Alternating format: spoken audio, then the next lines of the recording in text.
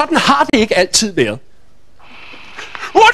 Undskyld de! Jeg ville blot advare dem om, at jeg tror, deres medcyklist er bortkommet. Nej, han er blot løbet i forvejen. Nå, han er måske motionist. Nej, han er så ved nære.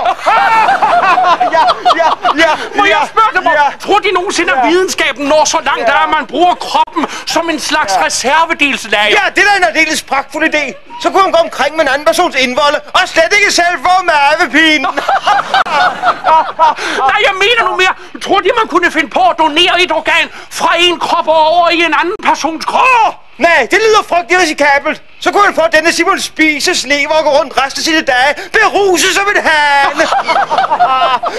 Nej, mennesker, alvorligt talt så. Det svarer til, at Danmark vinder Eurovisionens store musikkonkurrence, eller Europamesterskaberne i fodbold. Det sker jo heller ikke. Nej, det Slap sker nu af med det. Tak skal du have. Kom her, Klein. Vi skal videre. Undskyld, må jeg spørge dem? Tror de nogensinde, at deres slags kunne finde på at blive organdonorer? Nej, det tror jeg ikke. I vil kun interessere i vores kønsdele. I danskere kan jo ikke avle børn nok til at forsørge jeres gamle jo. Jeg tror de så nogensinde, at de ville kunne finde på at modtage et organ fra en dansker? Nej, se nu familien Kærsgaard derovre. Deres lille datter Pia har ved en fejl fået indopereret i venstre hjernehalvdel for en gris. Og det ville jeg ikke ture. Det kan jeg så godt forstå. Tak skal de have, de. Undskyld, må jeg spørge dem, har de et minut? Ja, jeg har forhåbentlig lidt mere. Må jeg spørge dem, kunne de forestille dem at få indopereret noget fra en gris? Fra en gris? Hvad skulle det dog være? Sølten?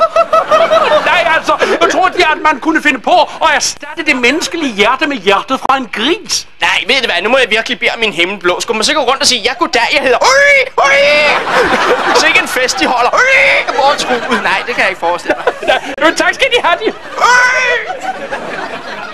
Undskyld, må jeg stille dem et spørgsmål? Ja, så gammer de da det. Jeg er lige stedet rutebilen fra Herning.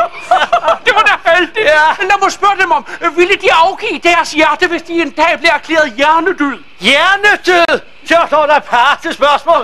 Nå, never mind. Jamen lad mig så spørge dem om, hvad nu hvis de selv stod en dag og fik brug for et nyt hjerte? Ja, lige der. Lige der, hvor hjertet slår? Ja, det var da en glimrende idé. Tak skal I have for den her.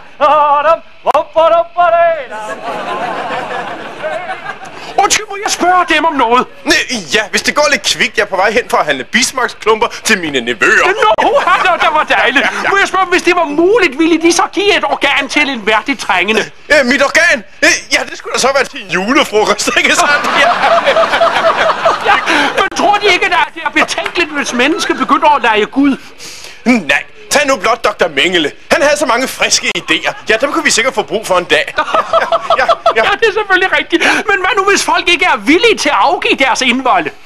Jamen, så kan man jo blot importere organer fra Asien og Sydamerika. Ja, de mennesker er jo alligevel ikke noget værd. Nej, det er de ret. Tak skal I have.